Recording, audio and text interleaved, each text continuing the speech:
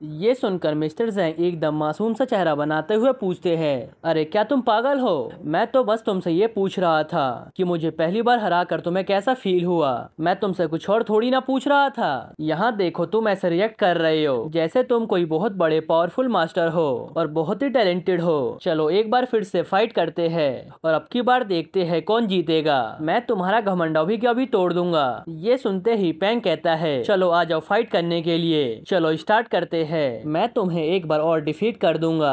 अब हमें माफिया का मेंशन दिखाया जाता है और उस माफिया के सेक्रेटरी को दिखाया जाता है जिसका नाम मेगन है और वो अंदर जा रही होती है। वो बहुत ही गुस्से में दिखाई देती है क्योंकि उसे इतनी सुबह वहाँ पर बुला लिया गया था। फिर वो ऊपर जाते हुए मनी मन सोचती है, अरे यहाँ पर तो इतने सारे बॉडीगार्ड्स होते थे, आखिर वो सब कहाँ चले गए? सबके सब काम चोर है और अपना काम छोड़कर सिगरेट फूकने चले जाते हैं। फिर वो कमरे के पास पहुंचकर माफिया से कहती है, मिस्टर आप कहाँ पर हो? मुझे आपका एक सिग्नेचर चाहिए, आप यहाँ पर आ जाइए। अरे अभी तक आपने जवाब क्यों नहीं दिया? आज तो बड़ी ही अजीब बात है। क्या मिस्टर नानजियांग सो रहे हैं? चलो मैं ही उठा देती हूँ। फिर वो अंदर आते हुए देखती है कोई तो जमीन पे लेटा हुआ है और वो दौड़ कर जाते हुए पूछती है, अरे क्या तुम ठीक भी हो? क्या हुआ तुम्हें? और तभी वो देखती है वो बंदा नानजियांग का बॉडीगार्ड होता है और उसका गला कट चुका होता है और हर तरफ खून ही खून फैला होता है।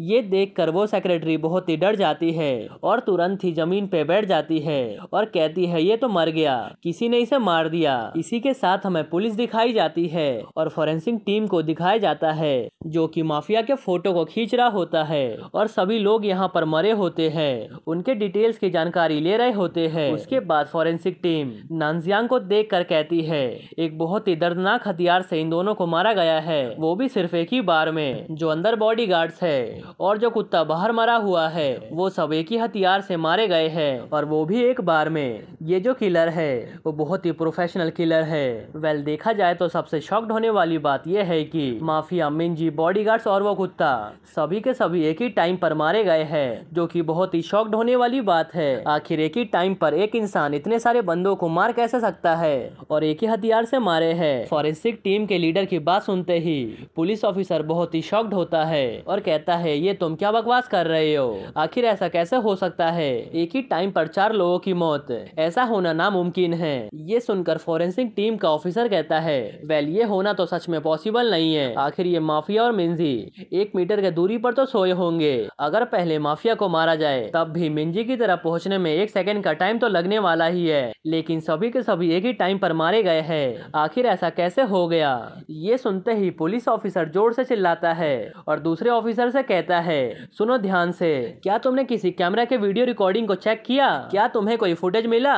इस पर जो पुलिस वाला होता है वो कहता है, सर कैमरा के फुटेज को पहले ही उस फैमिली के लोगों ने ले लिया है।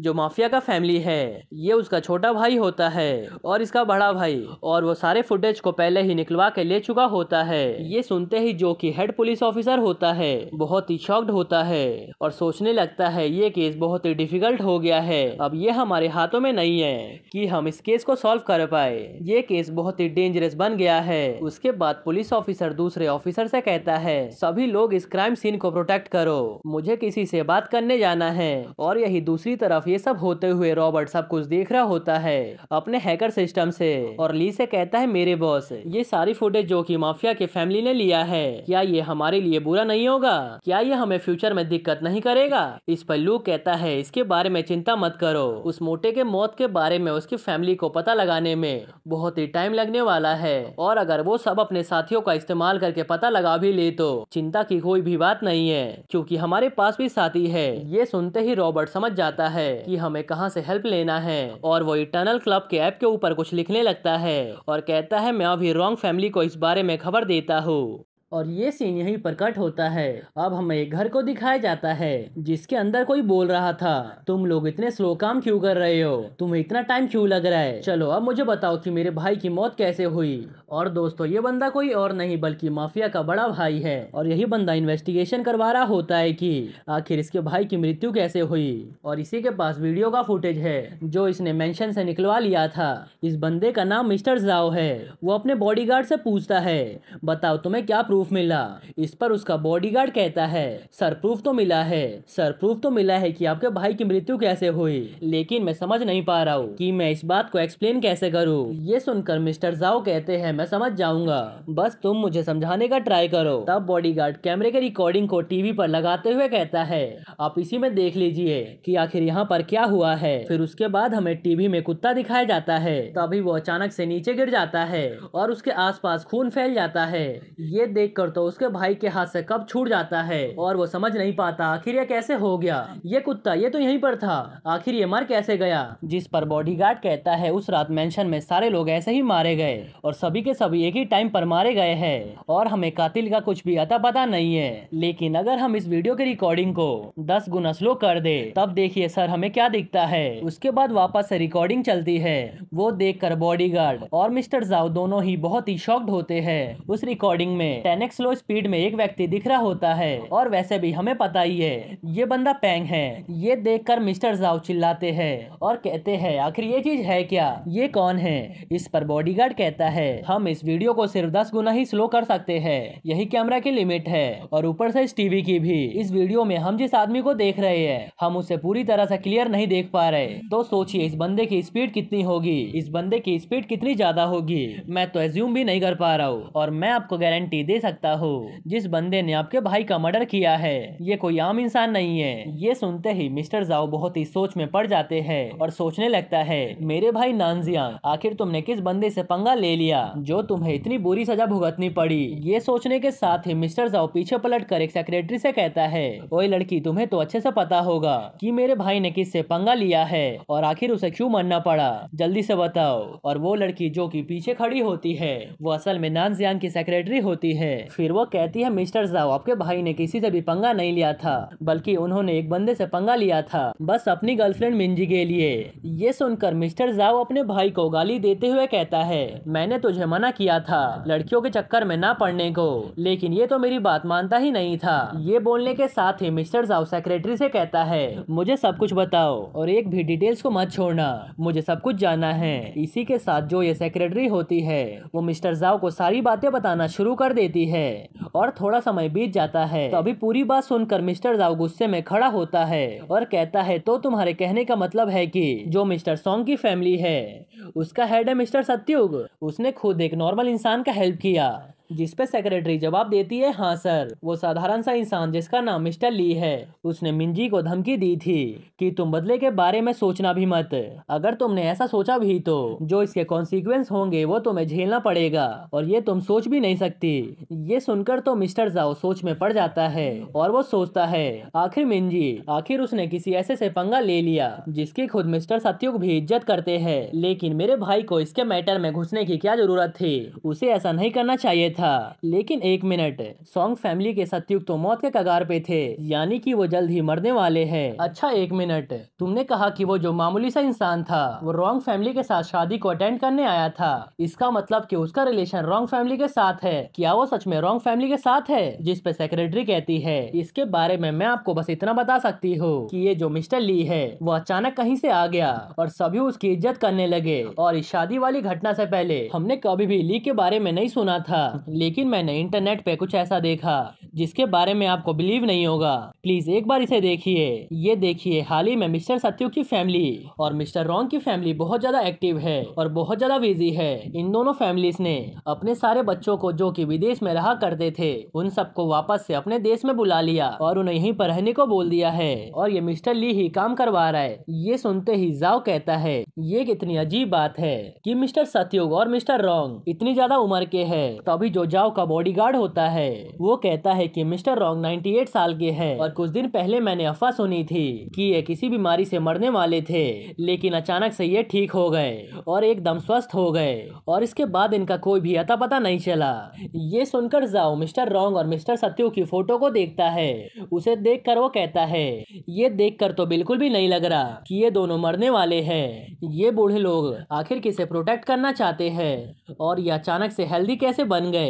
आखिर ये कैसे हो सकता है? क्या ये ऐसे बंदे को बचा रहे हैं जिससे मैं फाइट नहीं कर सकता और मैं उसका कुछ भी नहीं कर सकता हूँ? आखिर मैं किससे भिड़ने जा रहा हूँ? क्या मैं उससे भिड़ भी सकता हूँ? मिस्टर जाओ को इतनी सोच में देखकर वहीं खड़ा बॉडीगार्ड और सेक्रेटरी दोनों ही सोच में पड़ जाते हैं। तब जाओ अपने आप को शांत करता है और कहता है चलो बस यहीं पर हम रुक जाते हैं और इसके बारे में वापस इन्वेस्टिगेशन नहीं करेंगे और इस इन्वेस्टिगेशन को यहीं पर रोक देते हैं। ये सुनकर सेक्रेटरी जोर से चिल्लाती है और बोलती है मिस्टर जाओ आखिर आप ये क्या बक रहे हो? जिस पे जाओ कहता है क्या तुमने मेरी बात ध्यान से नहीं सुनी? हम इस रूम में जो भी बातें कर रहे हैं एक भी बात इस रूम से बाहर नहीं जानी चाहिए, नहीं तो हमारा भी वही हाल होगा जो कि मेरे छोटे भाई का हुआ है। क्या तुम्हें मेरी बात समझ आ गई? और अगर एक भी बात हमारी बाहर गई तो मैं तुम्हें माफ नहीं करूंगा और तुम्हें जान से मार दूंगा।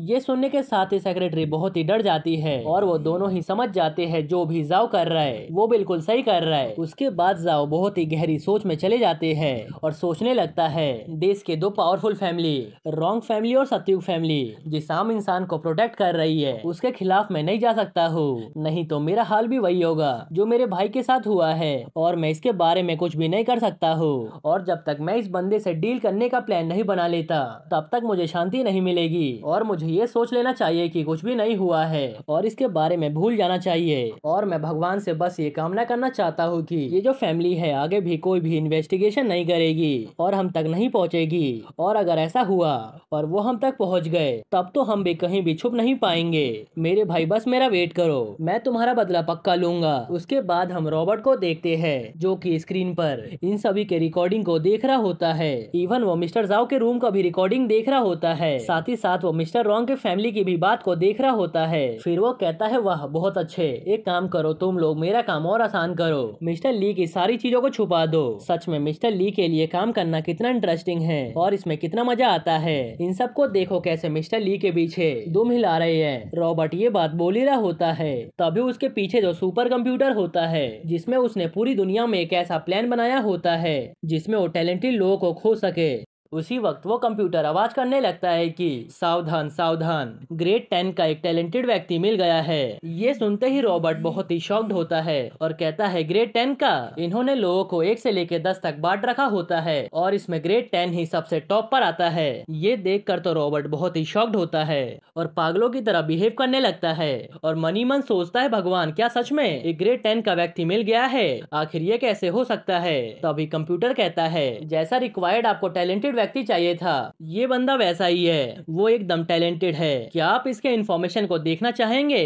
तब रॉबर्ट अपने कंप्यूटर में इस व्यक्ति के इन्फॉर्मेशन को देखने लगता है और ये देखकर रॉबर्ट बहुत ही शॉक्ड होता है और कहता है हे भगवान हमें तो खजाना मिल गया। उसके बाद हमें बंदे को दिखाया जाता है, इसका नाम टैंक जारव है और वो 102 साल का होता है। ये एक यूनिवर्सिटी में प्रोफेसर होता है जो कि बायोलॉजी साइकोलॉजी के बारे में पढ़ाता है और साथ ही साथ इसके बारे में पढ़ता है। उसकी इन्फॉर्मेशन को देखकर रॉबर्ट कहता है अरे ये तो वही व्यक्ति है जो कि बुक में दिखाया गया है। उसके बाद हम एक बुक देखते हैं जिसमें उसी प्रोफेसर का नाम लिखा होता है और इसी के साथ ये सीन यहीं पर शिफ्ट होता है। उसके बाद हमें इटर्नल क्लब का मेंशन दिखाया जाता है जहां पर रॉबर्ट पहुंचकर कहता है बॉस बॉस हमें खजाना मिल गया है। ये सुनकर ली बोलता है क्या नाम बोला तुमने? टैंक जारव, यही नाम है ना? तब रॉबर्ट कहता है हाँ सर, ये मेरा कंप्यूटर कोई भी गलती नहीं कर सकता है, इस कंप्यूटर ने ही मुझे इस व्यक्ति के बारे में बताया है। इन दोनों की बातों को वहीं पर खड़ा पेंग हाउ भी सुन रहा होता है और वो मनी मन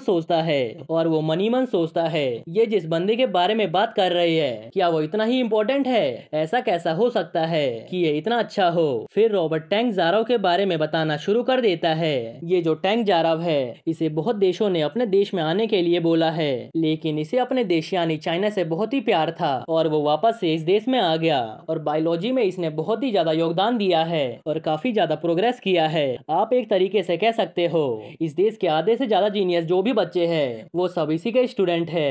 ये सुनते ही हमारा ली स्माइल करता है और कहता है इसके जैसा दूसरा कोई हमें मिल ही नहीं सकता। इसके बारे में सारे इन्फॉर्मेशन को रेडी करो, इसके बारे में सारे इन्फॉर्मेशन को रेडी करो और मैं खुद इससे मिलने जाऊंगा और अपने क्लब में ज्वाइन करवाऊंगा। ये सुनते ही रॉबर्ट हाँ में जवाब देता है और इसी के साथ यह एपिसोड यहीं पर खत्म होता है। अगर आपको यह एपिसोड थोड़ा सा भी पसंद आया हो तो प्लीज वीडियो को लाइक कर देना। इस वीडियो का लाइक है मैं 1.5 के। अगर ये पूरा हो जाएगा तो मैं इसका नेक्स्ट एपिसोड लाऊंगा। ओके, तो मिलते हैं नेक्स्ट एपिसोड में।